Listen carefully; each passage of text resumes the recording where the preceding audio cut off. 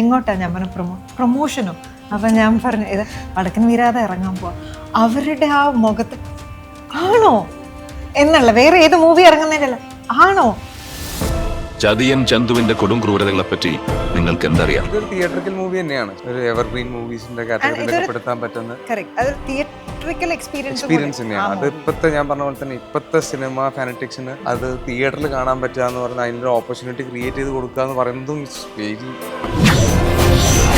പണ്ടത്തെ പോലെ സിനിമയെ അപ്രോച്ച് ചെയ്യുന്ന ഒരു ജനറേഷനിൽ ഇപ്പോൾ ഉള്ളത് കുറേയും കൂടി ഭയങ്കര സീരിയസ് ആയിട്ടാണ് അപ്രോച്ച് ചെയ്യുന്നത്. ഇപ്പം ഈവൻ അഭിനയിക്കാൻ വരുന്നവരാണെങ്കിലും അപ്പം അവരുടെ മുന്നിലേക്കാണ് ഞങ്ങൾ വീണ്ടും പഴയ പരിപാടിയായിട്ട് ഇറങ്ങുന്നത്. വടക്കൻ വീരക നമ്മൾ ഈ മാർക്കറ്റിങ്ങിന്റെ ഇന്നിപ്പം ഓൺലൈൻ ഉണ്ട്, ഇൻസ്റ്റഗ്രാം ഉണ്ട്.